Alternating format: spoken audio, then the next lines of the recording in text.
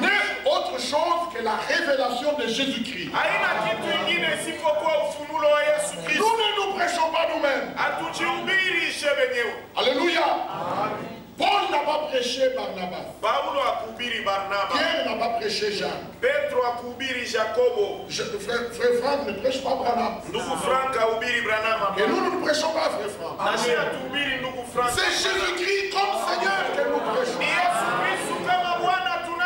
Et nous ne voulons rien savoir parmi vous. Que Jésus-Christ et Jésus-Christ crucifié. Pourquoi crucifié? Dieu veut avoir des enfants. Mais ce sont des hommes et des femmes de la première création. Et il a dit à Nicodème, il faut que vous naissiez de nouveau. Mais comment cela pourrait-il arriver? Et nous vous disons ici ce matin, si vous n'êtes pas mort au vieil homme, il n'y a pas moyen que vous naissiez de nouveau. On parle Golgotha. Christ a été crucifié. Et c'est à cause du vieil homme. Et le message que nous prêchons est un message d'identification, de correction, de restauration, identification, que chaque fils et fille de Dieu arrive à dire, j'ai été crucifié avec Christ. Nous le lisons dans Romains chapitre 6. Nous sommes devenus une même plante avec lui en sa mort. Galates 2:20. Si je vis, ce n'est plus moi qui vis. Voilà le commencement de la vie chrétienne. Voilà le commencement de la marche. Et par son esprit, il place son joug sur toi. Et il t'engage dans le chemin droit. C'est un chemin droit. Ne trouve le chemin droit que les élus. Tous les autres, ils aiment le chemin vaste. Mais croire, comme dit l'Écriture, c'est donné aux élus. J'espère que vous comprenez. Ce chemin droit ne plaît pas aux hommes. C'est-à-dire, se mettre en accord total avec Dieu et avec sa parole. Les appelés ne veulent pas ça. Mais les élus disent, Seigneur, trouve ton chemin avec nous. Et nous marchons dans ce chemin sacré. Parce que lui, Dieu, il élargit ce chemin sous nos pieds. Quand on marche sur un chemin étroit, on a de crainte. On dit peut-être qu'on peut tomber. Mais nous sommes en paix sur ce chemin. Parce que lui-même élargit ce chemin. C'est des choses spirituelles. Nous en parlons avec un langage spirituel. Maintenant, il faut qu'il se révèle à toi. Pour que tu aies part aux choses dont nous parlons. Révélation de Jésus-Christ. C'est le fondement de l'église. Il a dit à Pierre, tu es heureux Simon Pierre, car ce n'est pas la chair et le sang. Il venait de faire une déclaration. Une déclaration qui est populaire dans toutes les églises de référence.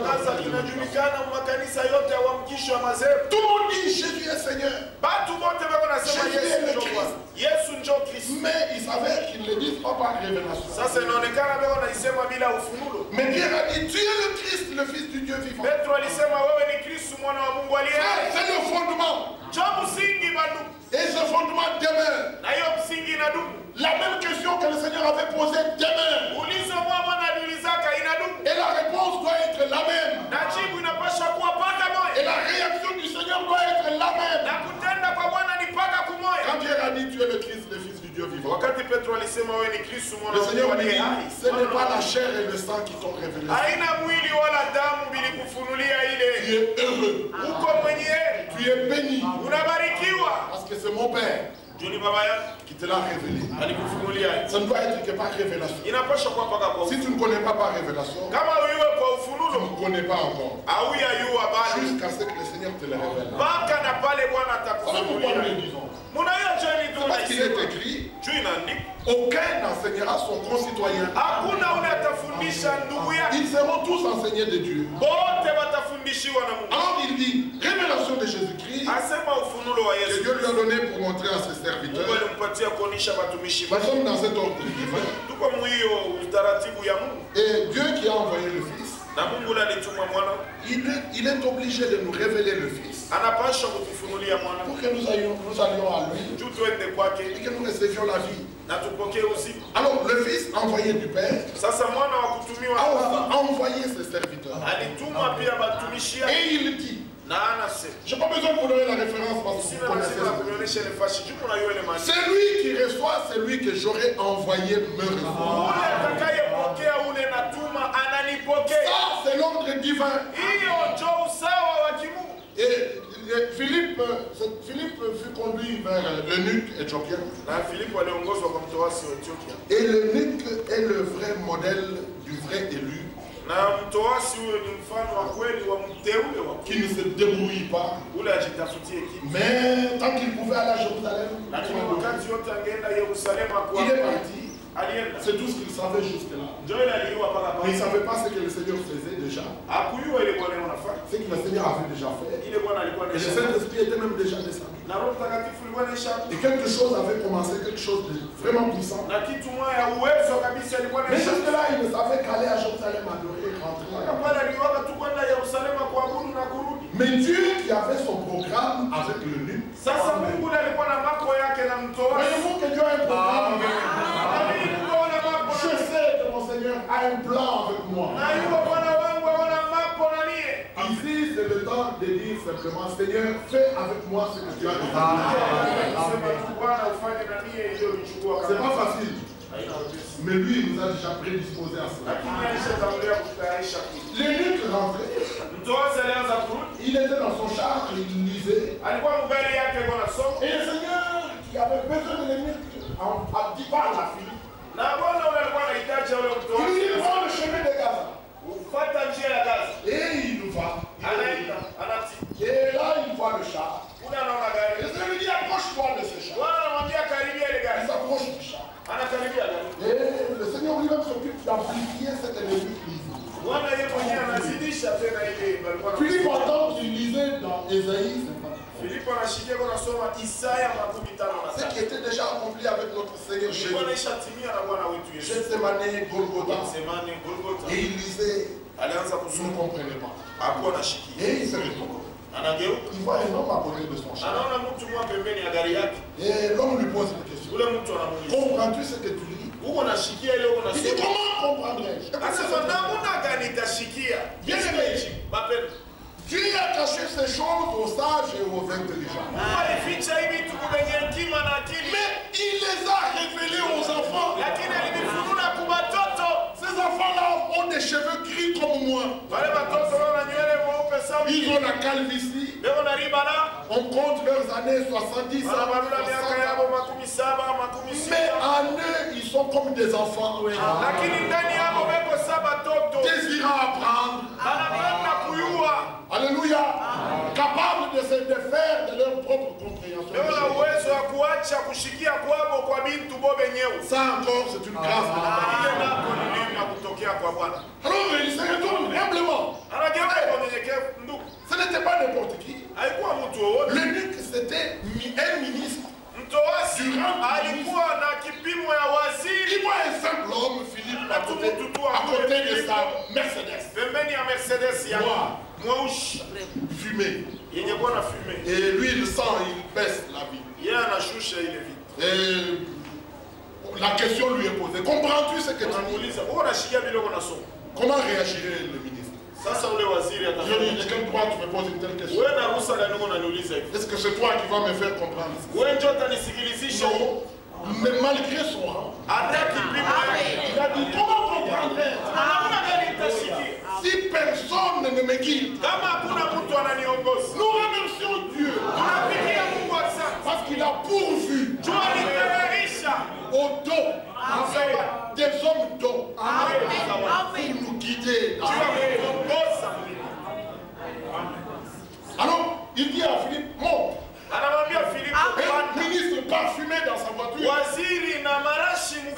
Philippe avait couru dans les rues. Il avait transpiré. Et lui dit monte. Bon, Philippe hésite. Mais l'esprit lui dit oui. Il monte. Alors il lui dit dis-moi. De qui le prophète parle-t-il? C'est une question capitale. Parle-t-il de lui-même ou de quelqu'un d'autre? Alléluia. Les vrais envoyés ne parlent pas d'eux-mêmes. Cependant, il y a un homme envoyé de Dieu. Son nom était Jean. Il n'était pas la lumière. Jésus-Christ est la lumière. Il n'était pas là pour parler de lui-même, pour préparer son chemin. Non, le chemin, c'est le Seigneur Jésus-Christ. Mais la Bible dit, il fut envoyé pour rendre témoignage à la lumière, afin que tous crussent par lui. C'est lui qui reçoit, c'est lui que Dieu a envoyé. Je voulais dire que le Seigneur a envoyé. Il reçoit le Seigneur Jésus-Christ. Et celui qui reçoit le Seigneur Jésus-Christ, il reçoit Dieu. Alors si vous le rejetez, Jésus l'a dit aussi, s'il vous rejette, ils m'ont rejeté. S'ils vous écoutent, ils m'écoutent. Voilà pourquoi ça ne doit pas être des hommes n'importe comment qui parlent n'importe comment. Ce sont des hommes qui ont du respect pour la parole, qui ont la crainte pour Dieu, qui veulent toujours donner raison à Dieu.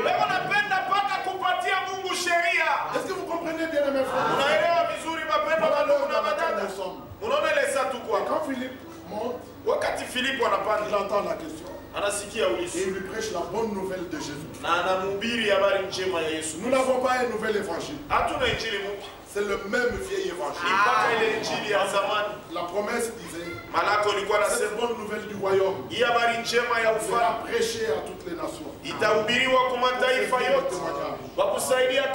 de ce message retentit l'appel à sortir.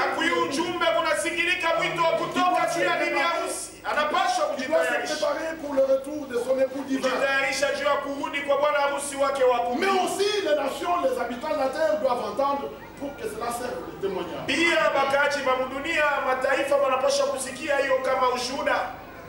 Nous remercions Dieu pour avoir fait les choses comme ça. Il a envoyé pour cela un prophète avec un ministère puissant, avec les signes du Messie. Des choses qui se sont accomplies dans cette génération, dans le ministère de Frère Branham, ne peuvent être comparées qu'avec ce qui est arrivé avec le Seigneur lui-même.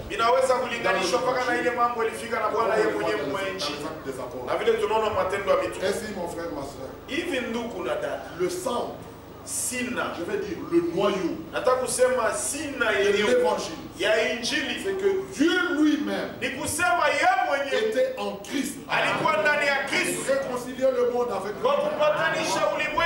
Écoutez la bonne nouvelle. En n'imputant point aux hommes leurs fautes. J'aime Dieu. Il a pardonné tous mes péchés. Nous sommes ici pour vous dire, vous êtes pardonnés. Alors recevez le pardon de Dieu. Nous sommes ici pour vous dire, Dieu vous a fait grâce. Alors recevez sa grâce. Ne la prenez pas en vain. Par la grâce, nous sommes nous ce que nous sommes. C'est-à-dire fils de Dieu. Engagés dans le chemin étroit. Nous avons franchi les 3 marches de l'escalier. Nous marchons sur ce chemin. Et c'est lui qui nous tient par la main. En fait, nous sommes sous son joug. Pour le dire clairement, nous sommes liés à lui par son esprit. Il est à nous, nous sommes à lui. Tout ça par grâce.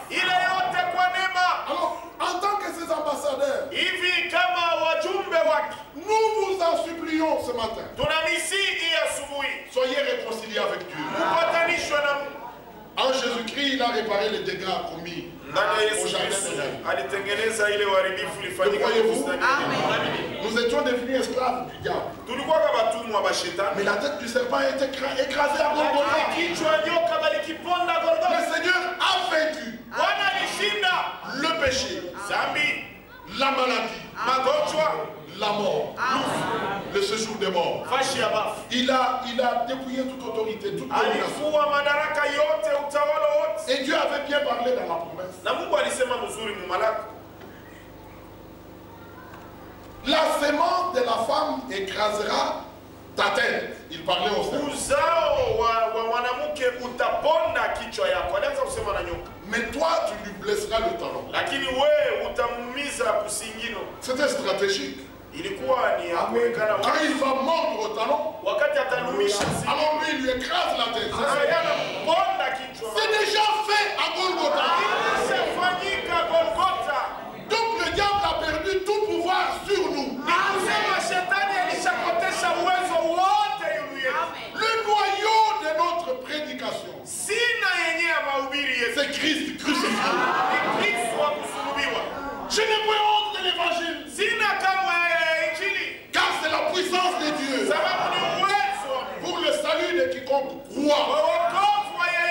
Alors nous vous disons, crois seulement. Tout est possible à celui qui croit. Le salut, la guérison, il a suffi d'un seul prix. Cela soit possible. À Golgotha, Jésus a dit c'est fait. Aujourd'hui, le Seigneur nous a ramenés à ce fondement. Nous prêchons Christ crucifié. Si vous désirez naître de nouveau, vous accepterez volontiers de mourir avec Christ. La Bible dit un grain de blé qui est tombé à terre. S'il il reste seul. Le Seigneur ne veut pas être seul. Il a créé l'homme pour la communion. Et le péché a interrompu cette communion. Que gloire soit rendue à notre Dieu. Parce qu'en Jésus-Christ, la réconciliation a été faite. Dieu n'est plus fâché. La communion a été rétablie. Alors acceptez la grâce de Dieu. Acceptez son pardon. Acceptez la réconciliation. Il veut vivre en toi. La parole que nous prêchons est un mystère.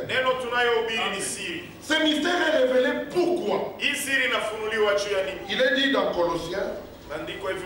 C'est un mystère caché de tout temps. Nous vous le rappelons, frère. Aujourd'hui, c'est encore un jour qu'il a fait. Aujourd'hui, si tu peux entendre sa voix, oh, n'amuse pas ton cœur. Colossiens 1, verset 26 directement. Nous ne prêchons pas une doctrine particulière. Nous n'avons pas de versets que nous préférons.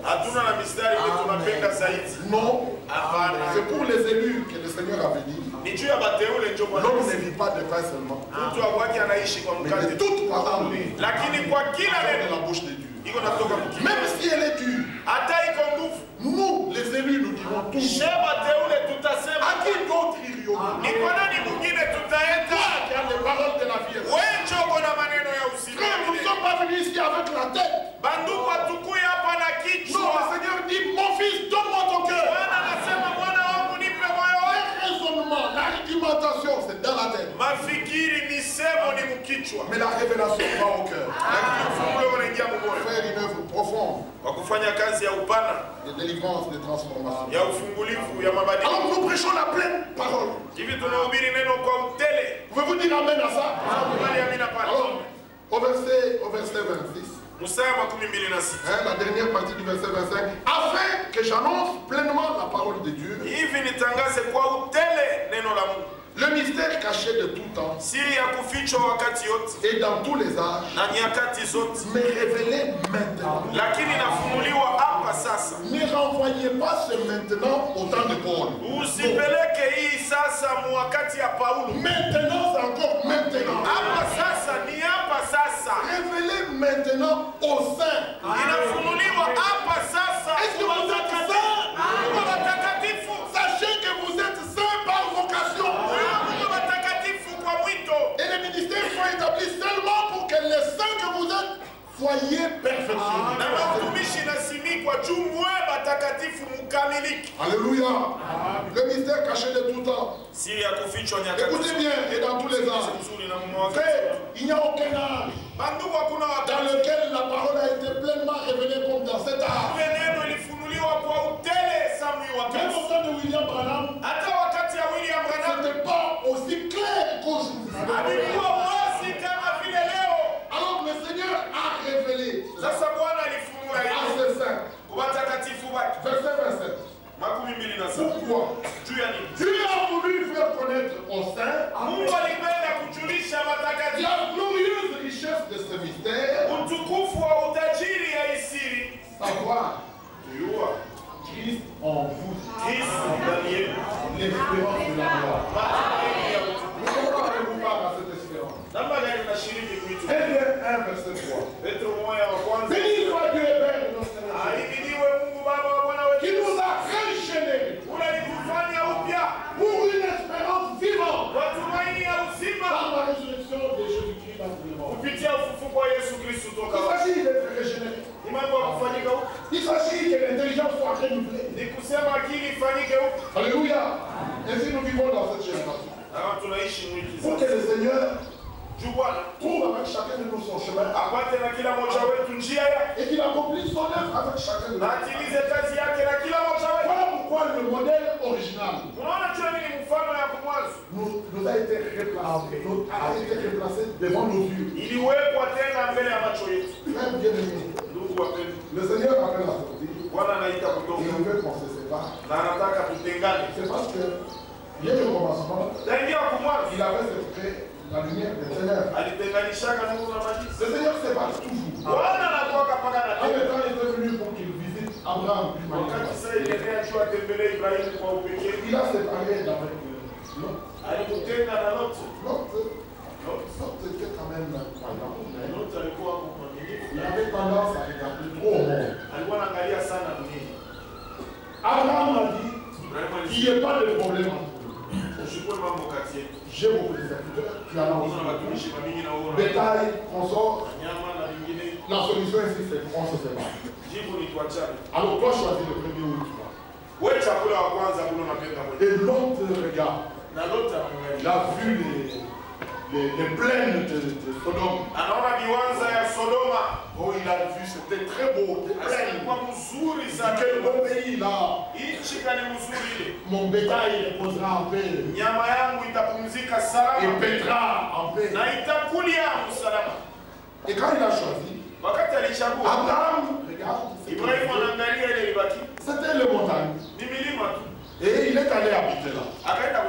Et c'est là où le Seigneur lui donne la révélation.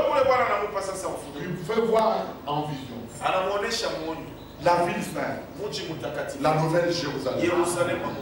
Frère, Abraham l'avait déjà vu. Et il l'a décrit, vous lisez bien Hébreux chapitre 11.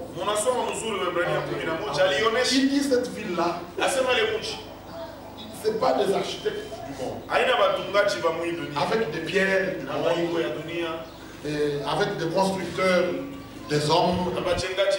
Il dit cette ville, je l'aime par-dessus tout. Il est allé habiter là, dans le pays que Dieu lui avait donné. Sous des tentes, comme un étranger. Croyez-vous qu'Abraham était étranger sur la terre? Et il a regardé cette cité. Et il a décidé. Par rapport à la Jérusalem qui est là. Nous aimons, comme Abraham, nous aimons. Frère, vous voulez que j'écris cette Jérusalem céleste? Vous croyez qu'elle est là? Notre voix ne suffit pas. Mais croyez-le. Cette cité est réelle. La ville de paix. Un vrai repos. Nous vivrons une vraie vie. Dans la vraie joie, dans la vraie paix. Et il a dit cette ville. L'architecte c'est Dieu. Le constructeur c'est Dieu lui-même. Quelle perfection. Dieu demande la perfection. La loi n'a pu donner cette perfection. Les boucs et les taureaux, c'est du sang des boucs et des taureaux. Et la vie dans le sang, c'est la vie des animaux. Vous ne pouvez rien amener à la perfection. Les sacerdoces d'Aaron n'étaient pas suffisants pour que l'intercession soit accomplie pour nous. Mais tout cela n'était que l'ombre. L'image, la réalité est en Christ. Dieu est devenu lui-même l'agneau de Dieu. Est-ce que vous comprenez ça? Cependant, Dieu n'est pas mort à la croix. Mais l'agneau de Dieu a été immolé. C'est le Fils de Dieu. C'est l'homme Jésus. Et la vie qui était dans son sang, le sang qu'il avait, c'est le sang de Dieu. Parce qu'il est Emmanuel. Et la vie est dans le sang. Et la vie qui était dans son sang, c'est la vie de Dieu. Quel type de vie alors? La vie éternelle. Une vie d'une puissance impérissable. C'est ce qui est dit dans Hébreux chapitre 7. Est-ce que vous pouvez vous représenter ça? Tu crois en Christ. Christ vient dans ta vie. C'est pas possible que tu demeures la même personne. Partout où Christ arrive, quelque chose doit se passer. Et nous avons tous les témoignages. De quoi parlons-nous? Il s'agit de la vie qui était dans le sang. Ce sang-là n'a rien amené à la perfection. Mais Jésus-Christ a été fait pour nous. Justice, sagesse, rédemption, ou encore sanctification. La perfection est en lui. Et la Bible dit, quand Christ entre dans le monde, il dit, tu n'as voulu ni sacrifice. Qu'est-ce que vous voulez que nous prêchons? Les 7 sceaux. Mais tout ne nous dirige qu'à Christ. La religion du divorce. Mais c'est Christ et son épouse. Ce n'est que quand un homme et une femme ont la révélation de Christ et de son épouse, qu'il y a un respect, une harmonie dans le mariage. C'est pourquoi révélation de Jésus-Christ. C'est Dieu lui-même qui s'est donné pour nous. Bon, on ne peut pas parler de ces choses avec un langage humain. Mais notre paix, c'est que tous seront enseignés de Dieu. Que son nom soit glorifié. Tu n'as voulu ni holocauste, ni sacrifice, mais tu m'as formé un corps. Je viens au Dieu pour faire ta volonté. Alléluia. Et Paul, par révélation, conclut. Lisons quand même parce que on doit quand même lire. Mais si vous êtes attentif, vous noterez des versets. Sans vous donner des références. Autant où nous sommes arrivés à ce stade, nous parlons, vous notez les versets. Alors, Hébreux chapitre 10, au verset 10, il est dit, c'est en vertu de cette volonté que nous sommes sanctifiés sanctifiés par l'offrande du corps de Jésus-Christ. Une fois pour toutes. Et au verset 14, car par une seule offrande, il a amené à la perfection pour toujours ceux qui sont sanctifiés. En fait, qui sont ceux qui sont sanctifiés? Ce sont ceux qui se laissent sanctifier par la parole de Dieu. On reconnaît très facilement les élus. Cependant, on peut se tromper parce que nous sommes des hommes. Mais le fondement de Dieu a des paroles qui lui servent de sceau. Dieu connaît tout ce qui lui appartient. À nous, il a été dit, vous verrez leur conduite. Leur réaction par rapport à la proclamation originale. Ils ne choisissent pas entre les paroles. La proclamation ici au temps de la fin comprend les trois. Il y a l'évangélisation. Je crois même que c'est le plus important. Parce que c'est établi aussi sur la parole de la prophétie. Il y a l'enseignement, mais c'est laisse enseigner que ceux qui sont nés de nouveau. Et il y a la parole prophétique.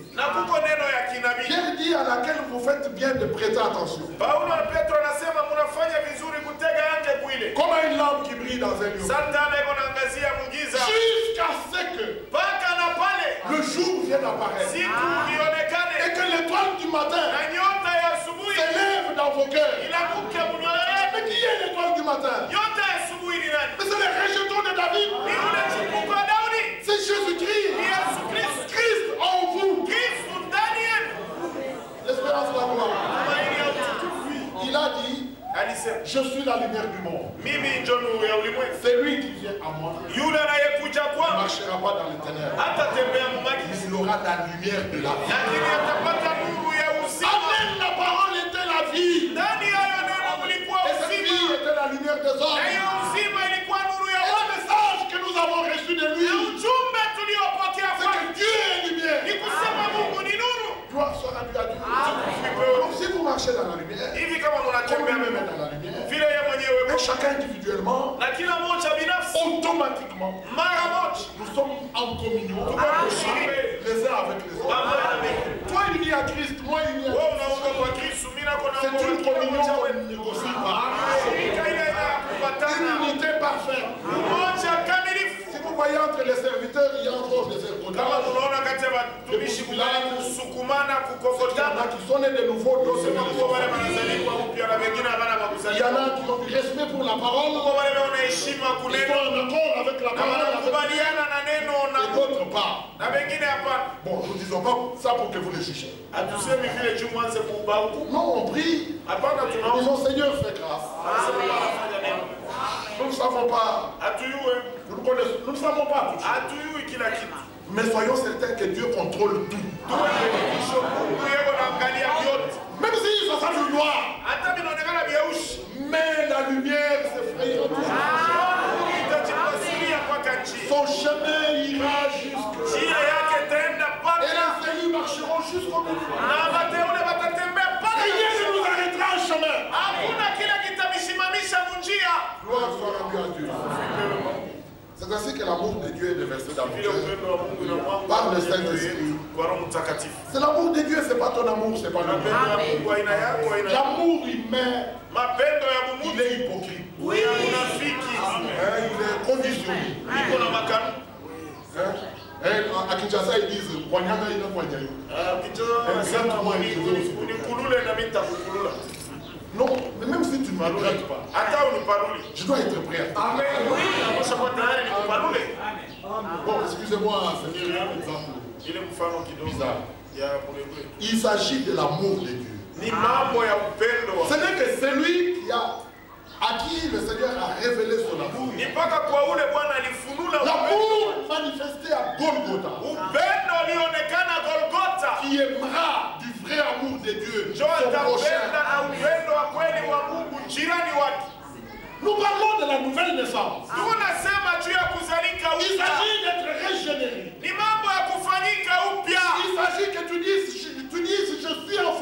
Ni mambo ya kusema niko mwana wa Mungu. Et nous voulons voir ça dans la pratique. Na sisi tunapenda kuona ile kwa matendo. Comment tu aimes les frères? Namna gani unapenda Tu aimes les frères? Namna gani unapenda wadada? Na mapendo safi. Un amour correctif. Mapendo ya kunyoosha. Tu vois ton frère, Unaona ndugu yako tu ne vas pas anatembea. parler à gauche et à droite. Hawezi kusema kushoto na kuume Si unazungumza. tu estimes que tu ne sauras pas lui parler, Kama unaona hutaweza kusema na avec grâce et miséricorde, na neema na rehema na upendo, prie pour lui.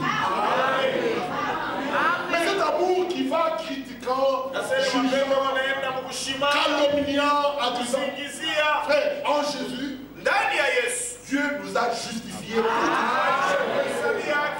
lote Il faut que la justification aussi nous soit bien révélée. inapaswa kuhesabiwa haki nako kutufunuliwe vizuri.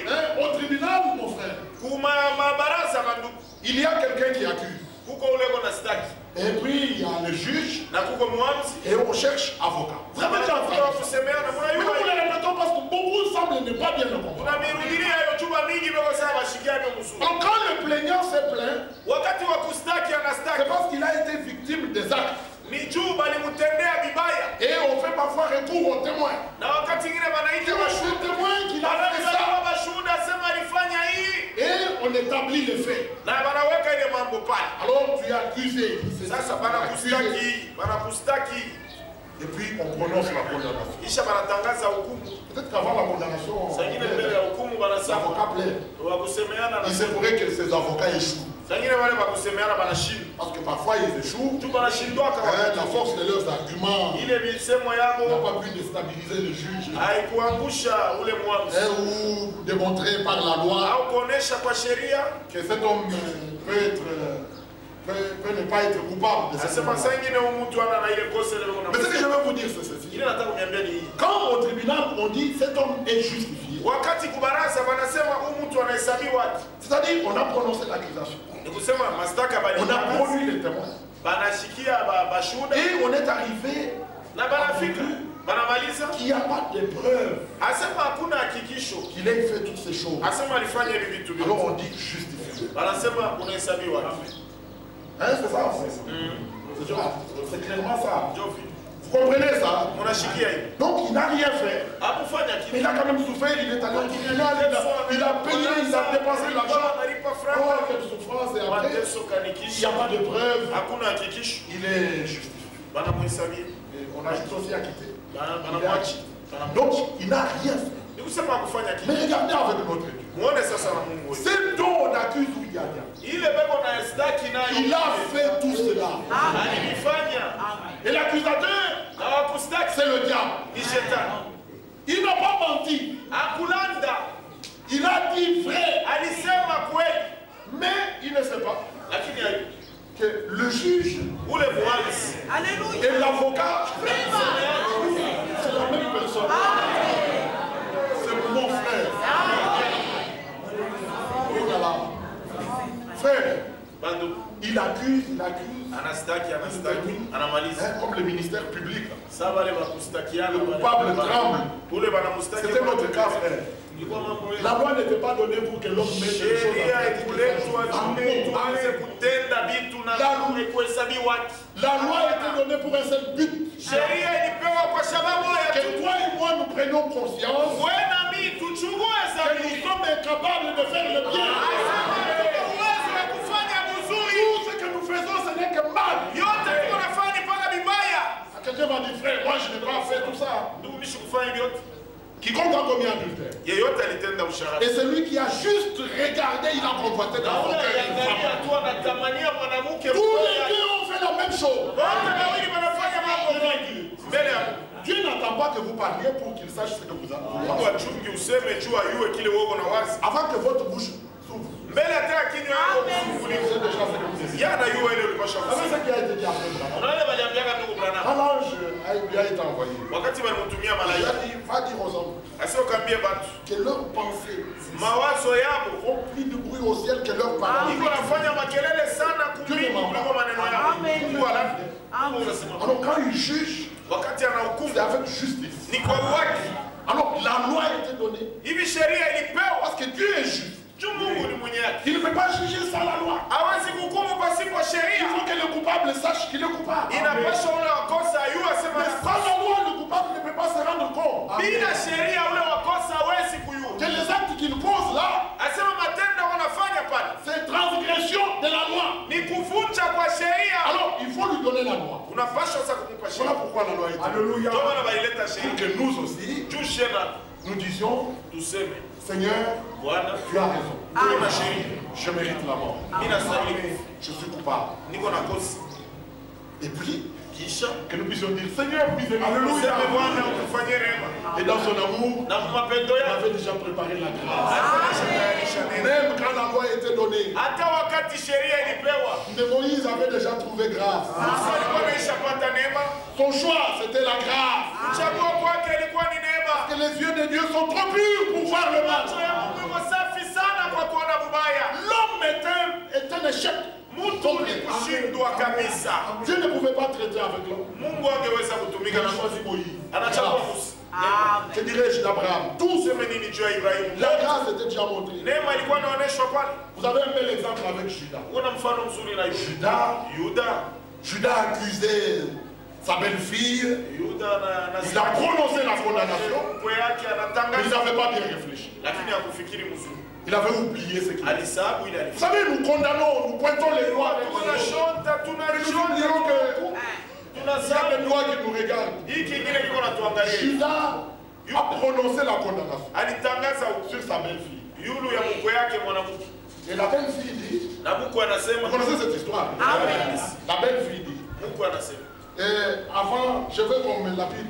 mimi napenda manipige maibwe, Mais avant qu'on me lapide, lakini mbele unipiga maibwe. moi à qui appartiennent ces choses. Uniambie hiki kitu ni vya nani? Mais quand Judas regarde, Wakati Yuda anaangalia, yo, je suis plus coupable. niko na kosa kupita. Donc la grâce est bonne pour Judas. Ni kusema neema ni mzuri kwa Yuda. Mais Judas devant sa belle-fille, Lakini Yuda mbele ya mkwe yake mwanamke qu'elle meurt. afe Alors pour sa même grâce, kwake wewe pour mwenyewe. un autre qu'il meurt. Kwa mwingine akufwe. Regardez comment se comporte. Beaucoup Kuna d'entre watu wa mingi wao wanatenda katikati. nous condamnons, nous jugeons, Kuna hukumu. nous mettons en prison très Tunaweza facilement. kugereza uwepesi. Mais que Dieu nous fasse tous grâce. Afelishe wote neema. Ce n'est que celui qui a expérimenté la grâce qui fera grâce. Mpaka ule alionja neema njoo Ce atafanya. n'est que celui qui a expérimenté le pardon qui pardonnera. Ni mpaka ule alionja usamehe njoo atasamehe. Ce n'est que celui qui a obtenu miséricorde Mpaka ule alipata qui rehema fera miséricorde. njoo atafanyia na rehema. Que dit Jacques? Yakobo anasema La nini? miséricorde triomphe. Rehema inashinda hukumu. Maintenant, le Seigneur pose la question. Sasa Bwana anauliza, Qui accusera? Qui accusera les élus? nani atastaki bateule?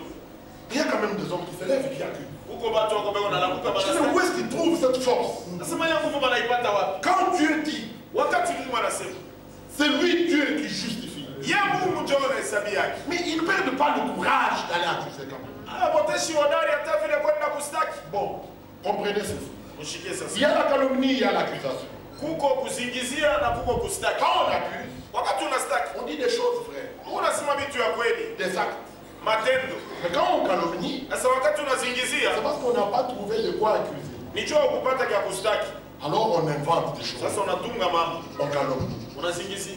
L'accusateur Wakustaki et le calomniateur, na wakuzingizia c'est le diable. ni shetani. Quand l'Écriture dit Wakati andiko iko nasema, que Dieu nous justifie, Mungu atuhesabia haki. pourquoi nous accuser? Sasa juu ya nini Parce que nous, nous n'accusons personne. Tusha hatustaki mtu. Nous nous aimons tous. Tunapenda wote. Dieu veut que tous les hommes soient sauvés Mungu anapenda watu wote waokolewe et parviennent à la connaissance de na la vie. bafike kujua ukweli. Nous les voulons aussi. Na sana kwa tunaipenda. Alors nous n'accusons pas. Sasa hatustaki. Nous sommes ici, nous, pour prêcher la parole. Tuko hapa shetu ya kuhubiri. Pas pour parler des autres. Hapana juu ya kusema juu ya Nous mimi. voulons que chacun de nous Tunataka kila mmoja soit wetu trouvé comme le Seigneur le veut. apatikane vile Bwana Il anataka. a dit, Alisema aimez-vous les uns les autres. tupendane pamoja na Alors le wengine. monde saura que vous êtes vraiment mes disciples. Hivi dunia itajua kwamba mko kweli wanafunzi wangu. L'amour, ce n'est pas une langue aiguisée. Mapendo haina lulimi lwa kuchongoka ruko naenda kutupa fashi yote. Non, l'amour, c'est une langue enflammée par le feu de l'esprit. Lulimi ni kusema upendo ni lulimi lunachomwa na moto wa roho. Dire de hauts faits. Kwa kusema matendo ya yulu, Prononcer des paroles de grâce. kutangaza kupatia nguvu ule Afrika. Jua la mke. Pas l'enfoncer, mais la relever. Lakini kumlamusha. Nous sommes des sacerdotes royaux. Tuko utoani wa kifalme. Pour porter les fardeaux les uns. C'est en cela que nous accomplissons la loi de Christ. Je veux que Dieu nous assiste dans ça. Maintenant, il faut que nous revenions au fondement. Parce que pour aller dans l'enlèvement, il faut absolument. Je vais dire en d'autres termes. Il ira dans l'enlèvement. Que celui qui s'est mis en accord total avec Dieu et avec sa parole. Il croit et il met en pratique. Pouvez-vous dire amen à ça? Et voici notre avantage. Le Seigneur qui nous a sauvés, qui nous donne ses exigences, qui nous donne ses commandements, il nous dit, seul sans moi vous ne pourrez pas. Pourquoi vous troublez? Ayez foi. Et la foi est une ferme assurance. Il y a la certitude dans la foi. Mais c'est là seulement si on a connu Christ par révélation. Là on peut dire avec Paul, je sais. Oh, que Dieu accorde à chacun cela. C'est très important. Que Dieu nous aide. Vous savez, le prophète avait dit, c'est Ésaïe. Vous connaissez cette écriture-là? C'est Ésaïe chapitre 26. Seigneur, tu nous donnes la paix. Parce que tout ce que nous faisons, c'est toi qui l'accomplis. Et notre Seigneur Jésus, après avoir tout accompli, il a dit, je ne vous laisserai point orphelin. Je prierai le Père afin qu'il vous donne notre consolation, l'esprit de vérité que le monde ne connaît pas parce qu'il ne le voit pas. C'est un langage profond. Mais vous le connaissez et vous le voyez. Parce qu'il demeure avec vous. Et il sera en vous. C'est Christ en nous. Zacharie 4. Ce ne sera ni par la force, ni par la puissance, mais par mon esprit. C'est l'esprit qui nous assiste. C'est l'esprit qui nous rend capable. Il nous conduit dans toute la vérité. Il nous fait faire des choses. En fait, c'est ça la grâce. Un secours puissant de notre Dieu. Frère, nous disons avec Paul, nous sommes ce que nous sommes par sa grâce. Nous savons où nous étions. Et nous remercions Dieu pour ça. Parce que nous pouvons nous-mêmes constater. Nous-mêmes nous devenons témoins. Je dis ça, c'est pas bon. En tout cas, ça, c'est ça. Moi, je me connais. C'est ça. C'est le Seigneur qui fait. Un grand Dieu. Amen. Alors il dit, venez, tous qui êtes fatigués, chargés. Êtes-vous fatigués, chargés? Il y en a qui ne sont pas fatigués, qui prennent encore la course, qui sont très forts, qui n'aiment pas le repos. C'est lui qui se repose de ses propres œuvres. Alors il dit, venez, j'ai un repos à vous donner. Prenez mon joug. Recevez mes instructions. Et vous trouverez le repos de vos âmes. C'est tout ce qu'il y a. C'est ça l'invitation. Comment pourras-tu te revêtir? Réjouissons-nous, soyons dans la l'église. Les de l'agneau sont venus. Et son épouse s'est revêtue. Et on ajoute. Et il lui a été donné de se revêtir. Nous ne nous habillons pas nous-mêmes. Nous écoutons. Nous croyons. Nous nous identifions. Et lui fait le reste. Vous tous qui êtes baptisés en Jésus, vous avez revêtu Christ. Alors, dans ce temps, hekima anapaswa kujua kukaa. Watu wengi wanasema Vous savez, dans la salle de noces, unaona mchumba karamu il en a été trouvé un ulipatikana moya qui n'avait pas de vêtements de noces. ule akuwa na mavazi ya karamu Et il était là. na alikuwa pale. Et le Seigneur regarde. Bwana anaangalia. Lui qui a revêtu. Yeye ule alifuata. Ce ne sera pas les uns dans des costumes, les autres. Baba moya mu mangochi. Ce sera uniforme. Itakuwa pamoja. Vous connaissez ce fait-là? C'est la justice de Saint Dieu. C'est Christ. Que son nom soit glorifié. Et nous-mêmes, nous sommes l'œuvre de Christ. Et les œuvres que nous devons pratiquer, Dieu les a placées sur notre chemin. Alors nous marchons dans le chemin. Et nous constatons. Ils ont gloire au Seigneur. C'est pas nous, c'est lui. C'est lui qui fait, c'est lui. Excusez-moi, c'est lui qui fait toutes choses. Gloire, l'histoire à Dieu. J'ai cassé ici, je crois. Hein? Dieu nous aime. La Bible dit, il nous a favorisés dans le bien-aimé. Vous savez, quand on dit favoriser, ne soyez pas distraits. Ne regardez pas le micro. Nous ne parlons pas pour les micros. Le Seigneur dit, consolez, consolez mon peuple.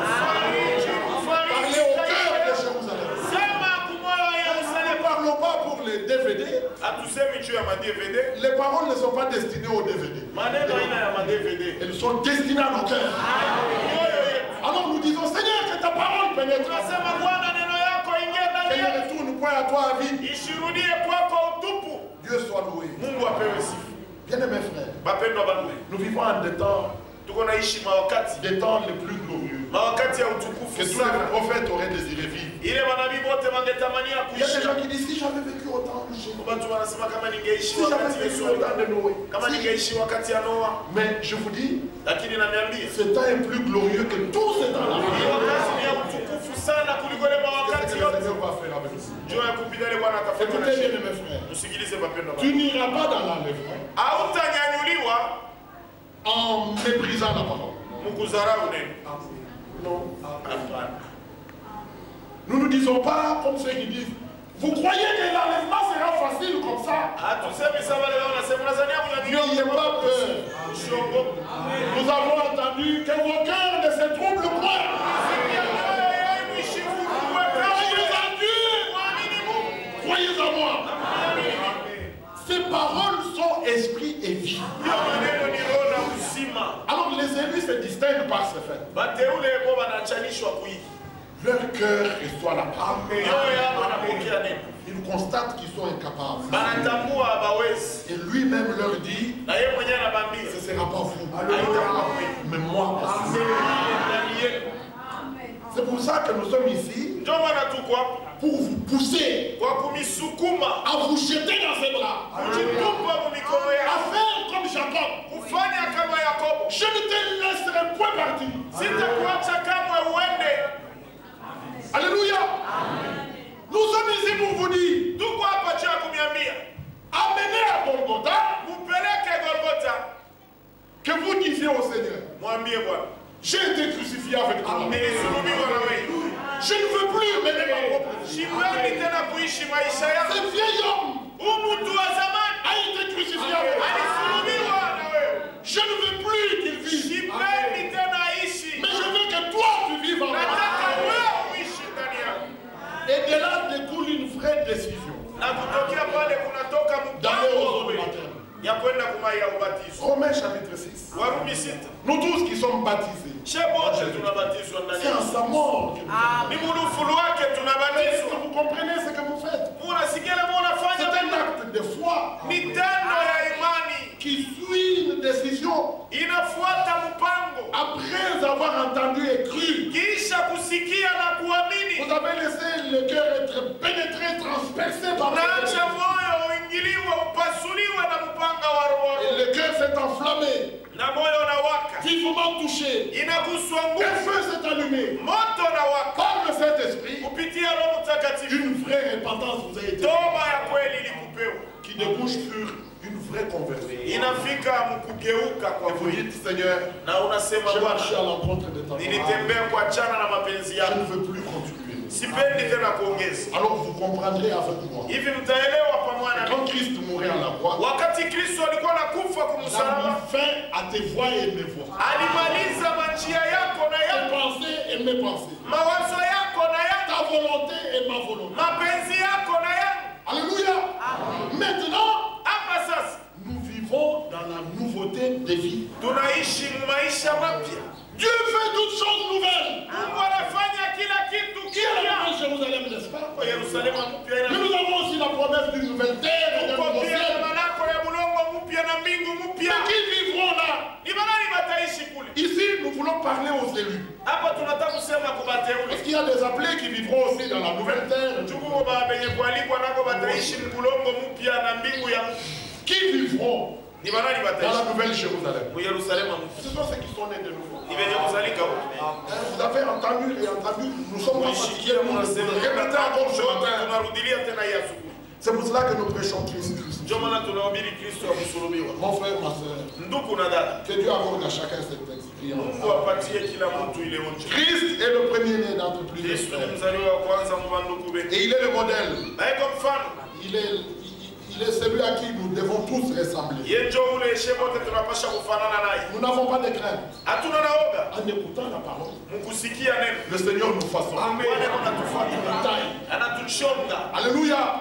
Pour que nous arrivions à l'unité de la foi. Tutufike À mmoja la wa connaissance imani. du Fils. Wa ufahamu wa mwana. Ça ne s'arrête pas là. Alishimamia Jusqu'à ce que mpaka na pale nous atteignions la tufike stature mkiwango parfaite kamilifu de Jésus-Christ. ya Yesu Kristo. Mais déjà, Jean dit, Lakini Yohana anasema tel il est, tel nous sommes. vile konjo vile tu. Et nous le disons. Na tunaisema Tel il est, tel nous sommes. vile konjo vile tu. Si le monde ne nous connaît pas, Kama ulimwengu c'est haitujui. parce qu'il ne l'a pas connu. Nijue kumwiwa pia. Bien aimés, nous sommes enfants de Dieu. Bapendwa tuko batoto ya Mungu. Notre cœur n'est plus dans ce monde. Moyo wetu haina tena mwili dunia. Notre homme intérieur, Mtu wetu wa ndani régénéré, wa kufanyika upya wa kubadilika. est déjà au paradis. Eko paradiso. C'est ce corps qui nous retient Hii encore. mwili ingali inatuchunga. Alors ce corps, Basi hii mwili Dieu lui a donné une promesse Mungu alikupa de malaka la transmutation. ya kuigeuza. Nous serons jeunes. Tutakuwa vijana.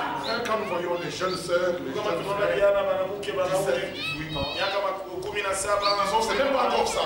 tunasema inatai Mais ce sera des corps glorieux. itakuwa mili ya utukufu Et comparé à cet âge-là, ya kufananishwa na ile miaka, mais glorieux, lakini ya utukufu semblable au corps de gloire du Seigneur. ya kufanana na mwili ya utukufu ya Bwana. Oh, que son nom soit glorifié. Basi jina lake litukuzwe. Nous attendons la rédemption. Tunaongojea Et ukombozi. le prix entier a déjà été payé. Bei yote ilishalipiwa. Nous attendons l'adoption. Tunaongojea Ce kukubaliwa kama corps va mwana. transformer aussi. Inapashwa Mais déjà, lakini toka hapa sasa ndani ya mtu wa ndani nous sommes fils et filles de Dieu, tunaona na binti za Mungu. différents de tout le reste. Bakuachana na hapa wengine. Laissez-les marcher leur chemin. Mwache watembee njia yao. Nous marchons dans le chemin du Seigneur. Tutembee njia ya Bwana. Et bientôt Dieu va faire Na la sasa hivi Mungu ataachanisha. Et il faut que toute sa volonté Na s'accomplisse. inapasha mapenzi yake yote itimie na shei. Il ne faut pas qu'on dépasse l'heure. Haipashi tutambuke wakati. Ishafika mumini. Maintenant, regardez, frère, Mwangalie bando. parce qu'il s'agit d'être prêt quand Christ revient. Juni mambo kwa tayari wakati Kristo atakuja. Apocalypse, chapitre 21. Makumi mbili na moja. Il est dit au verset 10. Mstari wa 10. Il me transporta en esprit sur une grande et haute montagne. Akanibeba mroho mlima yulu na munene Et il me montra la ville sainte, na akanionyesha mji mtakatifu Jérusalem, Yerusalema. qui descendait du ciel auprès de Ilikuwa Dieu, nashuka kumbingu kutokea kwa Mungu. ayant la gloire de Dieu.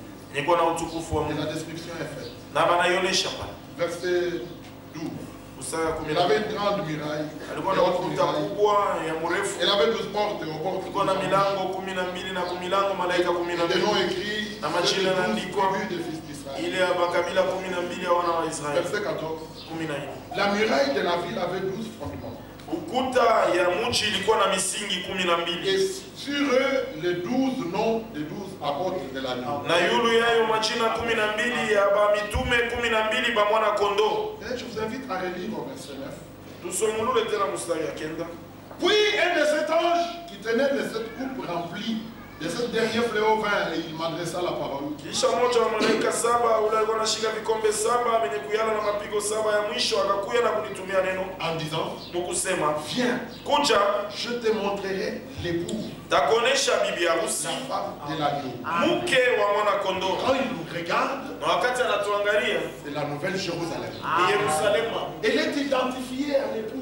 inafananishwa na bibi harusi. On peut lire ça aussi dans Hébreu chapitre 12. Tunaweza tena kuisoma Waebrania 12. Vous vous êtes approché de la montagne de Sion, Mulikaribia mlima wa Sayuni, de la cité sainte, la mji Jérusalem, mtakatifu Yerusalemu, l'assemblée des premiers. makutano ya bazaliwa. Alléluia. Ce sont ceux qui sont appelés à sortir. Ni wale wanaalikwa kutoka. Israël en Égypte Ndugu, Israeli Mumisri était peuple de Dieu. ilikuwa taifa ya Mungu. Et il a ordonné. Na aliagiza, Dis à Pharaon, ambia Farao, laisse aller mon fils. wache mwana wangu Donc, aende. le Seigneur donne à Israël d'être fils comme ça. Ni kusema Bwana anapatia Israeli kuwa mwana hivi, Et puis il anakubali. dit, laisse aller mon peuple. Kisha anasema acha raia yangu yende. Alléluia. Et vous savez, nous aussi, Mwayo ashema. il nous a appelés non seulement d'entre les juifs, Alituita tu aina mais aussi mbaya. d'entre les païens. selon Pia l'Écriture. mtapagano vile naandikwa. J'appellerai mon peuple. Taita taifa yangu wala wakwa taifa Bien yangu. aimé, ceux qui n'étaient pas bien. Mpendo ule kwa mpendo. Et là où on disait, vous n'êtes pas. Na pale walikuwa nasema hamuna Ils taifa sont yangu. appelés fils du Dieu. Wataitwa mwana wa Mungu aliye hai. C'est vous et moi, bien aimé. Tufurahi. Et l'invitation nous est adressée. Aliko yo Nous inatutumia. qui formons l'épouse, Shabale tunafanya nous bibi harusi. sommes aussi des bienheureux invités. Tuko pia mapendo wenye Ah, kualikwa. tiens, c'est l'épouse, Ni bibi harusi. mais ce sont les invités. Lakini ni bali. Et nous sommes identifiés à notre ville. Na tunafananishwa na mchi wetu. Que Dieu nous aide. Mungu atusaidie. Est-ce que vous avez vu ça? Muliona hii? Et nous sommes l'assemblée des premiers Na tuko makutano ya bazaliwa qui sont makwanza. en fait. Bale beko mukaramu. Nous sommes en pleine fête. Tuko mukaramu. C'est curieux. Vous venez à notre fête. Unakuwa ukaramu yetu. Nous sommes heureux de vous voir. Tuko wenye heri kukuona. Parce que c'est une fête Juu ni karamu moya. de pain sans levain. Ya mikate yasiyo chachu. Voilà pourquoi Unaona juu ya nini? nous et notre Dieu, Shela Mungu wetu. nous ne supportons pas la présence de levain. Atuvumilie uwapo wa chacho. Pendant 7 jours, point de levain dans le main. Mashiku saba hakuna chacho mwingi. Pendant cet âge, l'église, Munyakati saba ya le kanisa. Seigneur a séparé les Bwana cieux. alitenga wake. Il a dit ne touchez pas à ce que Asema tusiguse uchafu. séparez-vous. Mutenge. Et moi, je vous accueille. Nami. Bientôt, il nous reçoit dans la maison. Sasa hivi atakupokea mtu. Quand Jean a vu cette chose, Wakati Yohana aliona Yerusalemu c'est inashuka. l'habitation de Dieu Ni makao ya Mungu. avec les hommes et femmes. Na basi na wanadamu. Ce sont des choses vraies. Ni vitu vya kweli. Amen. Dieu ne ment pas. Mungu anadai. Maintenant, regardez. Mwangalie sasa. L'assemblée des premiers-nés, Makutano ya bazaliwa wa kwanza. l'église. Kanisa. Vous savez, Israël, en tant que peuple, Unaona Israeli kama raia. il est sorti. Alitoka. Il fallait que l'agneau soit immolé. Ilipaswa mwana kondoo. Tu vois, nous aussi, l'église. Ndio maana shera kwa nasema Célébrons la fête. tushangilie karamu. Pourquoi? Juu ya Parce que Christ, notre Pâque, a été Kristo Pasaka yetu alichinjwa. Et nous, Na sheri. l'assemblée des premiers-nés, Makutano ya bazaliwa wa il kwanza. dit, soyez une nouvelle Pâque. Anasema muwe Pasaka mpya. Alléluia. Amen. Une nouvelle Pâque. Pasaka mpya. Sans levain. Bila chachu. Est-ce que vous comprenez ça? Mungu anashikia. Hein? Que Dieu fasse grâce. Mungu afanye konema. Et quand l'agneau a été immolé, Wakati mwana kondoo alichinjwa juu ya c'est là Israeli. que la sortie a eu lieu. Ndio pale kutoka Les kulifanya. négociations de Moïse n'ont rien à voir. Mapatano ya Musa ikuleza kitu. Parce que le Seigneur lui avait dit, Ndio Bwana alimwambia, toi dis oui, wewe mwambie. mais moi j'endurcirai ton cœur. Lakini Toi nitafanya moyo wake. fais ça, Fanya hivyo. appelle-moi j'endurcirai ton cœur. Nitafanya moyo Donc la sortie n'a pas eu lieu par les kutoka miracles. isifanyika na Mais miujiza. par l'acte de Golgotha. Tendo ya C'est là que notre délivrance a eu lieu. Mungu yetu litendeka. Alors venez, Mkuye sasa. n'hésitez pas. Usishakie. Si vous êtes fatigué, Kama unachoka. n'hésitez pas. Usishakie. Il y a un vrai repos. Kuko kupumzika kweli. Craignons, craignez. Tongo. Tongo. Aucun de nous ne paraisse comme étant fou. Siku hata moyo wetu anaonekana Trop tard, kama c'est pas zaidi. une bonne chose. Nyuma zaidi haina Tu arrives mfumo. à l'aéroport, on te dit, mais l'avion, le voilà. Unafika kiwanja ndege wanakwambia ndege hiyo ile inarudi na unapusi. Mais ici, vous pouvez vous rattraper. Hapa unaweza Et il y aura kufika. un autre avion tel jour. Huko ndege nyingine Mais shimila. l'enlèvement, c'est une seule fois. Kunyanyuliwa ni mara moja kunaishi. Il n'y aura pas un deuxième. Hakutakuwa kunyanyuliwa kwa Alors, à cause de ça, juu ya hili. je m'associe à Paul. Ninaungana na Je Paulo. dis, je traite durement. ce Ninasema corps. natendea nguvu sana hivi. L'élu lit ça avec tous les Leo sérieux. nasema ile na roho yote kisha kuhubiri na mimi mwenyewe nisikataliwe. Bon, mais l'écriture est claire. Andiko kwa wazi. Israël en tant que peuple Israeli kama taifa est sorti. ilitoka. Mais Lakini il fallait qu'Israël devienne, en tant que peuple de Dieu, kama taifa ya Mungu devienne l'ecclésia. ikuwe eklesia. Amen. Qui est sorti hors d'eux. Ilitoka nje ya. Vous savez, frère Branham insiste beaucoup là-dessus. Ndugu Branham anaweka mkwazo sana pale. Il dit, ils sont sortis, Asema balitoka. mais ils avaient tout le temps le cœur en Égypte. Lakini mioyo yao ilikuwa paka mumisi. Ils s'attaquaient à Moïse. Banakombanisha Musa. Cette manne fatigante. Hii maana ya Il y en a qui kuchokesha. commencent à se fatiguer de la Wenye parole. banaanza kuchoka Il neno. fait toujours la même chose. Waka mambo moya. Et d'autres pensent que Wengine banazania la puissance n'est pas avec nous. uwezo haina na Il sheria. faut qu'ils aillent dans les églises. Inapasha kwenda makanisa. Alors là, il y a un prophète qui va me dire. Shughuli wa nabii moya Je atamwambia n'ai pas nini? besoin qu'un prophète me dise ça. Kishina lazima nabii aniambie bila viendeke. Ce que Dieu me dit suffit. Aniambie inaenea. Et la réponse de Dieu Na jibu ya Mungu. est totale et unique. Tena na ya upekee. Jésus-Christ est la réponse de Dieu pour tous nos problèmes. Yesu Kristo ndio jibu ya Mungu kwa mambo yetu yote. Et puis, il faut une permanence. Kisha wanafanya kunakuwa Et tu amènes une mousse, tu dois passer la nuit là. unaleta musi ya kulalia hapo. Non. Kusema kufunga chakula hapana. Nous, nous ne cherchons pas les miracles. Shati tafuti miujiza. Les miracles nous cherchent. Miujiza iko na Nous tutafuta. sommes les croyants bibliques. Tuko waaminifu wa Biblia. Et voici les miracles qui suivront. Ona miujiza itafuata. Moi, je prends la parole Mina baba neno. qui a créé toutes choses. Iliumba kila kitu. Un miracle n'a pas créé. Muujiza ikuumba. La parole l'a créé. Neno iliumba. Alors, j'ai la parole, Hivi niko na et neno. particulièrement la parole de la promesse. Kwa upekee neno ya Avec Mungu. la promesse. Mtoto wa Avec malaki. la promesse du Père. Na malako ya baba Roho Mtakatifu. Les miracles me cherchent. Muujiza inanitafuta. Me suivre. Inapaswa kunifuata. Il a dit demandez. Alisema mulo. L'on vous donnera. Mais dans votre incrédulité, Kutokuamini kwangu sasa. Mishisemi mwe. et frère, nous avons la parole, mais Ndugu tuko na neno lakini. non, Hapa. nous avons toute la puissance avec nous. Kuna uwezo wote pamoja na Nous sheria. remercions Dieu pour la puissance du sang. Kwa asante juu ya uwezo wa damu ya Pourquoi vous ne dites Mungu. pas amen à ça? Kwa nini hakukubali Pour la puissance de sa kwa parole, uwezo wa neno pour la lake? puissance de son esprit. Kwa uwezo wa roho yake. Il a déployé cette puissance Alitandika ile en uwezo. ressuscitant Jésus d'entre eux. Kufufula Yesu toka Et il wapi? a dit voici je suis là. Alisema mimi huyu niko na Et mwewe. moi je dois le quitter pour aller chercher. Na mimi napaswa kumwacha nikampiga tafuta muujiza wapi? Où vous êtes sortis, Au ulitoka. vous n'êtes pas sortis. Au kutoka. Si vous êtes sortis, Kama ulitoka. oubliez. Séparez-vous. Tengana. Séparez-vous de Tengana na yote. même les mauvaises compagnies. Hata marafiki wabaya wanaharibisha matendo mzuri. Tengana. Oh ni rafiki. Mais tu ne l'amènes jamais écouter la parole. Hamuletake kamwe kushikia Pourquoi neno. consiste votre ami? Sasa marafiki yenu ni munini? Ou c'est lui qui te gagne à cette fois. Hao ni yana kukokota ngambo yake. Tu le gagnes au Seigneur. Hao ni wana kukokota kwa Bwana. Mais pourquoi? Quelle est la base? Sasa msingi kwa wapi? Frère, nos amis nous ont fui. Bali ndugu marafiki yetu walitukimbia. Anasema oh On ne peut plus déborder hakuna tena namuna dans cette vie. ya kuingia kwenye maisha. Le Seigneur veut qu'on se sépare. Bwana anapenda tutengane. Israël pensait aux oignons. Israeli alikuwa anakumbuka matungulu, machakula mzuri.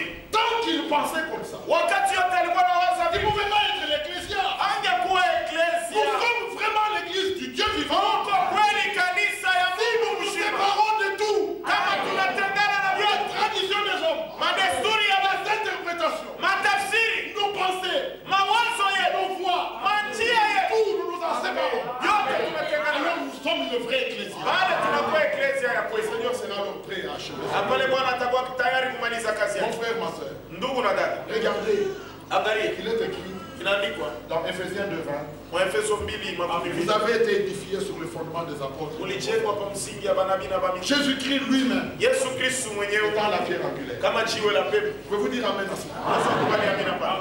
Frère Branham a ressorti Apocalypse 12 Ndugu Branham alionyesha Ufunuo pour 12 montrer que c'est l'église du Nouveau Testament kuonyesha sema ni kanisa agano jipya. qui, au temps de la fin, a Wakati reçu ya mwisho la sémence de la pure parole. alipokea mbeko ya neno safi. Elle a été jugée digne Aliona d'assumer l'ordonnance royale kupokea kanuni ya de kifalme l'enseignement de 12 apôtres. ya mafundisho ya mitume 12. Alléluia. Dans Actes chapitre 2 verset 40, Matendo 2:12 il est écrit, inaandikwa Ils persévéraient dans l'enseignement des apôtres. Ainsi de suite. D'abord, l'enseignement des apôtres. Au commencement est la parole. Et il s'agit de croire et de persévérer. Disons amen à ça. Et c'est sur ça que l'église est édifiée. Le fondement a été placé comme un sage architecte. Savoir Jésus-Christ. Que personne ne place un autre fondement. Et voilà, nous lisons ici dans Apocalypse 21. Que le fondement de la ville sainte. C'était la muraille avait 12 fondements. Avec le nom de 12 apôtres. Pourquoi nous vous disons frère? N'entrerons là que ce dont il est dit ici au verset 27. Il entrera chez elle, rien de souillé. Ni personne qui se livre à l'abomination. Vous savez que tout évangéliste des églises de réveil peut lire aussi ça. Mais notre force, nous la trouvons dans la dernière partie du verset. Il n'entrera là que ceux qui sont écrits dans le livre des vies de la mort. Ce sont les élus bien aimés. Ils sont élus. Ils ne peuvent pas opposer de la résistance à la parole. C'est impossible qu'il résiste à Dieu. Même s'il a résisté, attention, il peut se résister. Pourquoi ne jugez pas avant le temps? Mais nous avons une telle confiance que tout ce que Dieu a connu, Jésus dit, ils étaient à toi. Tu me les as donnés. Et je n'en ai perdu aucun. Si ce n'est Judas Iscariote. Dieu a fait toutes choses pour eux. Pour le jour de colère. Mais le méchant ne résistera pas dans la salle. Aujourd'hui, nous sommes un rassemblement. Mais nous croyons que vous êtes tous ici des vierges sages. Vous dites pas amen. C'est que vous ne vous sentez pas de ce côté-là. Nous sommes heureux d'être vierges. Alors, vierge sage comme la Vierge Marie. Nous ne connaissons point d'homme. Je ne connais pas Prospère. Je connais mon Seigneur Jésus. C'est lui qui a donné sa vie en sacrifice. Qui m'a racheté. Et qui m'a pris comme sa propriété. Nous ne nous appartenons plus. L'élu sait qu'il ne s'appartient plus. Il ne peut que dire qu'il me soit fait selon ta parole. Et voici cette proclamation bien. Bienheureux celle qui a cru. Tant de choses qui lui ont été dites de la part du Seigneur. Ouvrons le accomplissement. Certainement Dieu va accomplir sa parole. Il va acheter. Bien-aimé, les choses ne vont pas rester comme ça.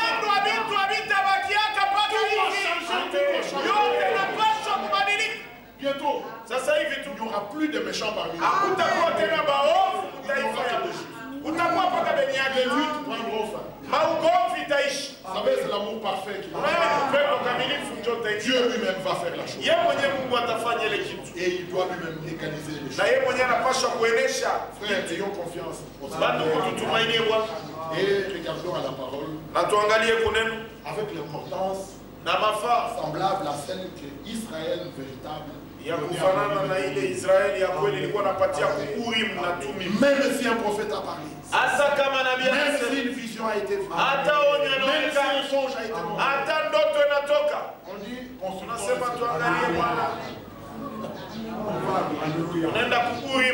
et quel est notre Urim et Tumim?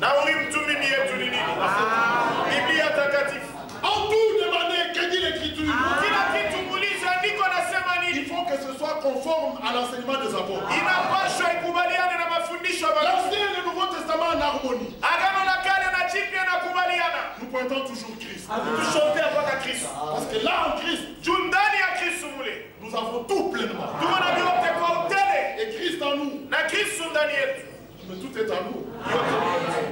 L'espérance, la gloire. Tumaini ya utukufu. L'heure est très avancée. Sasa inaisha chofu. Bientôt Christ revient. Sasa hivi Kristo atarudi. Alors soyons sérieux. Hivi tuchukue na muhimu na sherehe yenyewe avec Dieu, na Mungu avec sa parole na neno lake et avec le temps que Dieu nous na a. wakati ile Mungu alitupa. Rachetez le temps. Mununue wakati. Parce que les jours sont mauvais. Juma siku iko mbaya. Bien aimé, que Dieu nous fasse grâce. Wapendwa, Mungu atufanye Et neno. notre prière, Maombi yetu kama Paulo. c'est que Dieu donne à chacun Mungu apatie kila mtu un esprit de sagesse roho ya hekima et de révélation na ya ufunuo dans sa connaissance. ufahamu wake. Qu'il illumine les yeux de vos cœurs. Angazie macho Pour que yako. vous compreniez Juu mushikie quel est l'infini grandeur de ni Dieu. upana gani wa Les urefu. termes qui sont utilisés dans Ile misemo inatumiwa mu Efeso sura ya kwanza nous dépassent. inatutambua.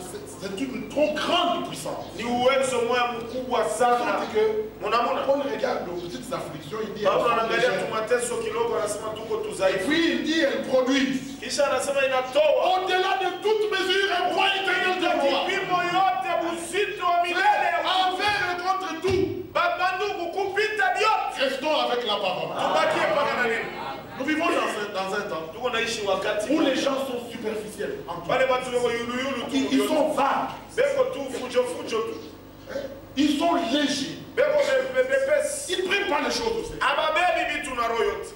Frère Branham avait prophétisé la dépravation des mœurs. Kuharibika kwa matabia. Regardez la légèreté qu'on constate. Angalia wepesi tu ile unaonekana. Surtout avec les femmes Zaidi na wanawake. qui se déshabillent à l'aise. Banajivula tu wepesi. On ne veut plus porter une blouse correcte. Haupendi tena kuvala blues. Non, vous arrivez, le tailleur Africain. commence à vous brèche. Tayari anaanza kukuja. Vous voyez ce modèle, Unaona hii mfano hii. tu vois ça, Unaona hii. c'est pour les sœurs religieuses. Njoo ya badada wa kidini. Mais vous, une belle femme, Wewe mwanamke mzuri hivi. elles écoutent ces enfants. Na banashikia ile Et mafundisho. on laisse la racine de sel. Na banaacha uzizi ya majiwa inji. Vous savez, frère Branham a dit dans le Seigneur rouge, Mwanamke alisema mwalama nyekundu ya kuja kwake. il dit une femme, Asema mwanamke il avait utilisé un terme trop fort. alitumia msemo mmoja hivi. C'est-à-dire une femme légère. Asema mwanamke huyo wa Qui est kuja amenée dans l'enfer. Plus d'hommes que tous les cabarets réunis. anaweza kupeleka mwadesa wanaume mingi kuliko makabila yote ya Qui dunia. lisent les prédications de frère Branham? Banani banasomaka mahubiri ya ndugu Ah Branham. oui, nous les lisons. Ndio tunaisoma. Nous mangeons, c'est la nourriture qui est Hakuna ni emmagasinée chakula iliwekwa et qui mwakika est distribuée. na iko nakaguliwa. Le message Ujumbe est le précurseur de la seconde venue de Christ. njoo unatangulia kuja kwa pili kwa Kristo. Frère Branham a voyagé dans 12 pays Ndugu Branham alisafiri kwa nchi 12.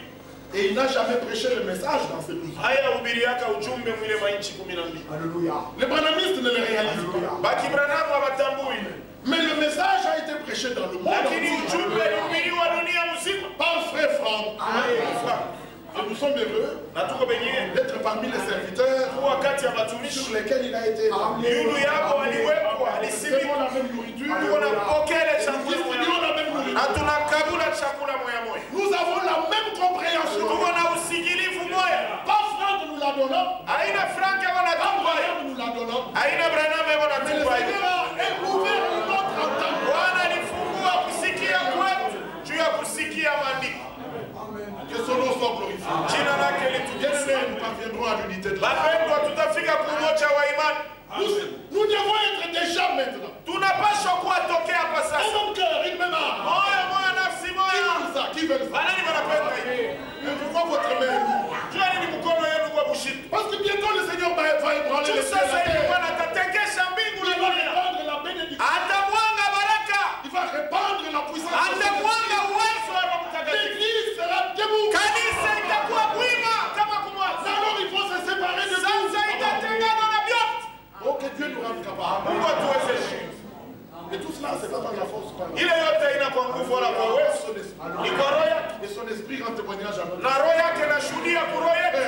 Bandu, Même pas une seule seconde de ma vie. hakuna hata dakika moja maisha Je hii. ne me vois pas oubliant. Mishi jione Quand kusahau. cela arrive, je dis, Wakati ile nafika nasema, tu es fils de Dieu. Uko mwana wa Mungu. La plus haute position, Msimamo wa yulu kabisa. Mfalme. c'est fils et filles de Ni Dieu. mwana na binti wa Mungu. C'est pas pasteur, Haina c'est pastor. pas prédicateur. Haina mhubiri. Transpirer comme ça, moi j'aime pas. Kutoka yasho vile mishi. J'aime m'asseoir comme vous. Oui. Inapenda kuikala saa mwenye. Na kushiki. Écoutez Prosper. Kushikia Prosper, Katalai, Jean-Pierre. Écoutez Wakuditu. Kushikia Ndugu Wakuditu. Dieu nous a donné tous les hommes. Amen. Une main à 5 doigts. Mukono iko na bilole tano. Alors si tu plies. Kama unakunja. Les 4. Tu dis, je vais laver mon visage avec. Unasema tapangusha uso yasho na hiki moya hiki. Bala vile hautaweza. Il faut pour le perfectionnement de tous les ministères. S'exerce. Mais vous êtes bien heureux, vous. Qui êtes assis et vous êtes servis. Oh, vous méritez d'être respectés. C'est à cause de vous que nous prêchons. Et si nous prêchons, c'est parce qu'il y a une volonté qui doit vous être présentée dans la prédication. Pour que vous trouviez la nourriture. La prédication consiste à révéler la volonté de Dieu. Alors, vos voix ne sont pas les voix du Seigneur. Arrêtez avec. Vos pensées ne sont pas les pensées de Dieu. Arrêtez. Votre volonté n'est pas sa volonté. Mais c'est lui qui fait la volonté de Dieu. Êtes-vous frères et sœurs de Jésus? Je vous dis, qui est mon frère? Ce n'est celui qui met en pratique. Lui-même était obéissant juste. Et l'apostolat, c'est pour amener les païens. Vous avez déjà entendu toutes ces choses. Et nous avons entendu la nourriture. Il était fort. Comme s'il avait mangé.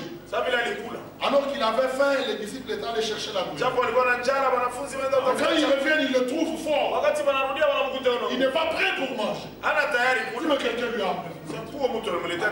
Il dit, ma nourriture, c'est faire la volonté de Dieu. Quelle est ta nourriture à toi? Faire la volonté de Dieu. Comme si on t'a injurié. La polygamie ne vient pas de l'enseignement des apôtres. Quand on te dit ça, tu dis non. Le prophète n'a pas dit ça. Où est-ce que toi tu as lu Branham parlant de la polygamie? Selon ton entendement. Mais non. Dans mariage et divorce, il n'était pas question de la polygamie. Ou de combien de femmes un homme peut avoir. C'est hors sujet ça. Il était question du mariage,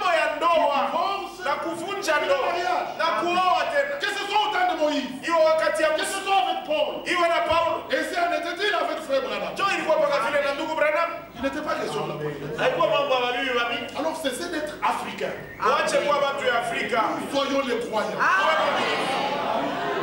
Les Africains prennent frère, nous vous parlons comme ça. Même si moi-même je suis coupable de ça. Je vous dirai que c'est quelque chose. Alors si vous vous dites, mais toi, ça c'est oui. C'est que vous ne comprenez rien. Est-ce que vous comprenez ça? Les hommes font des fautes. Mais c'est entre le Seigneur. Mais s'il est élu, avec ces 1000 femmes élues, ensemble nous entraînons. Alors laissons-nous corriger par la parole. Ce message est un message de correction. Prêche la parole.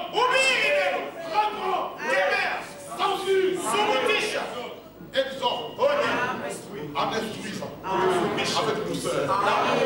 Amen. Il faut qu'il y ait répréhension, et l'élu accepte. On dit Seigneur, j'ai entendu. Je suis cher, toi tu es dur. Qui est digne, qui est suffisant? Ce n'est que toi. Alors va à lui. Parce que tu t'es senti fatigué. Donner de nouvelles forces. Qu'il vous bénisse ce matin. Le Dieu de la paix. Le Dieu de la persévérance. Le Dieu de toute consolation. Qu'il nous donne. Amen.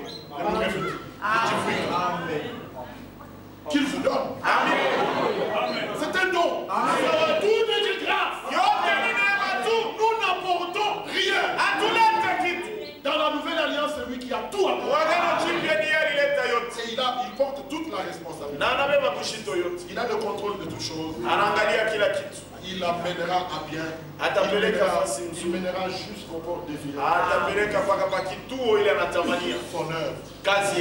Mais alors l'Écriture dit, c'est lui qui a commencé cette bonne œuvre. Il n'a jamais commencé. Que ce matin soit l'instant où il a commencé. Aujourd'hui, si tu entends sa voix, nous prêchons jusqu'à ce que le dernier élu entre.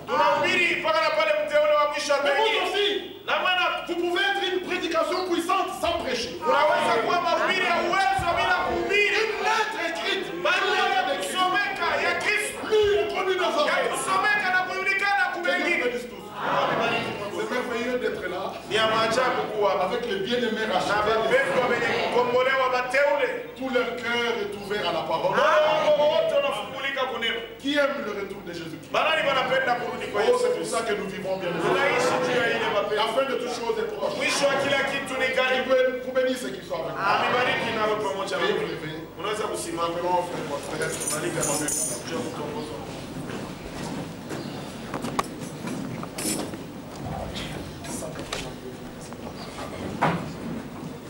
Nous avons des requêtes. Le frère Raphaël et le frère Marc demandent l'assistance du Seigneur pour la réussite à la deuxième session. Notre frère Pierre demande la prière des saints pour la guérison de sa femme qui est malade. Nous allons nous souvenir de la prière. Chantons le 182.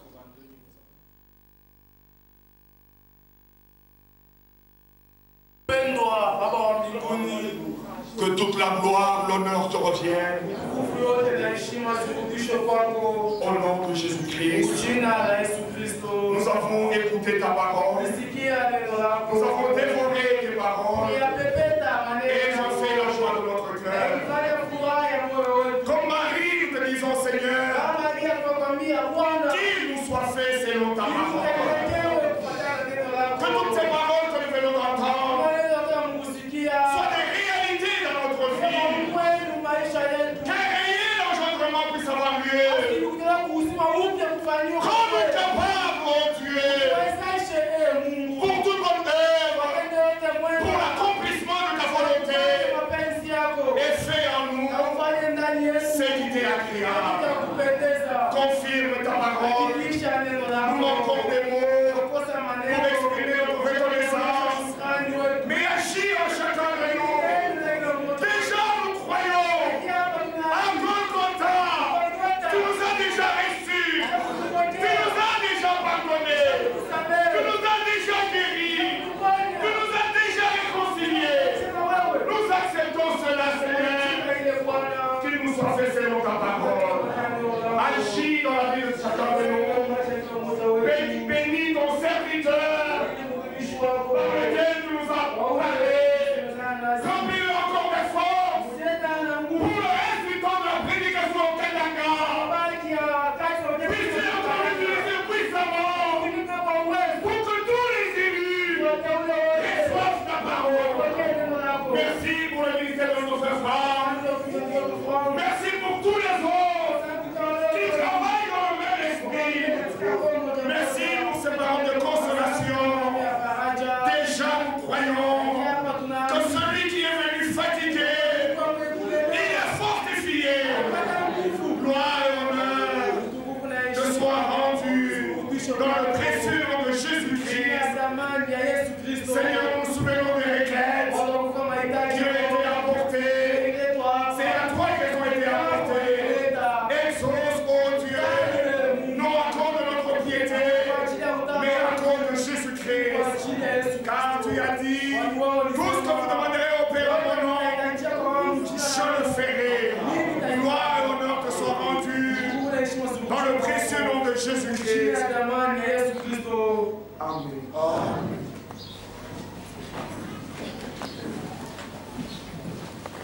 Nous sommes pratiquement à la fin de notre service. Il y a la lettre circulaire d'avril 2009 qui qui est disponible.